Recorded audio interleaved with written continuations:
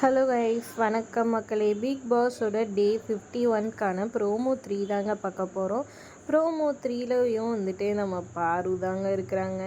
அட கர்மாந்தரத்தை ஒரு ப்ரோமோவே தாங்க முடியாது, இன்னொரு ப்ரோமோவாடான்ற மாதிரி இருந்துச்சு. இந்த இடத்துல தான் ஒரு ட்விஸ்ட்டு. கமருதீன் அரோராவோடு இருக்கிறாரு. அப்படியே பேசிக்கிட்டு சிரிச்சுக்கிட்டே வந்துட்டு டைனிங் டேபிளில் உட்காந்து சாப்பிட்டுட்டு இருக்கிறாரு. அப்போ பாரு சொல்கிறாங்க, என்ன ஹர்ட் பண்ணுற மாதிரி, என்னோடய எமோஷனை ஹர்ட் பண்ணுற மாதிரி தான் வேணும்னே வந்துட்டு கம்ருதீன் கிட்ட அவள் பழகிட்டு இருக்க மாதிரி தான் எனக்கு தோணுது. நிறைய இடத்துல எனக்கு அது வந்துட்டு டீப்பாக ஹர்ட் ஆகுதுன்னு தெரிஞ்சும் அவங்க வந்து மறுபடியும் அதை செஞ்சுக்கிட்டே இருக்கிறாங்க அப்படின்னு சொல்கிறாங்க.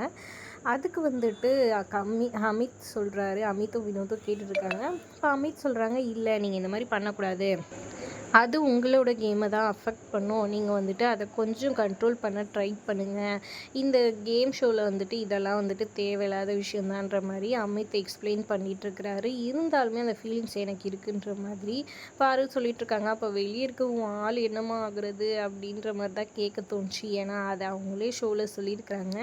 இது எல்லாமே ஷோக்காக தான் தெரிஞ்சுமே வந்துட்டு ஒரு ரியலாக இருக்க மாதிரியே ஆக்டிங் விட்றாங்க ஆளுக்குன்றது தான் என்னோட கருத்து. நீங்கள் என்ன நினைக்கிறீங்கன்னு மறக்காமல் கமெண்ட் பண்ணுங்கள். வீடியோ பிடிச்சிருந்தா லைக் பண்ணிக்கோங்க. நம்ம சேனலை மறக்காமல் சப்ஸ்கிரைப் பண்ணி வச்சுங்க மக்களே. தேங்க்ஸ் ஃபார் வாட்சிங்.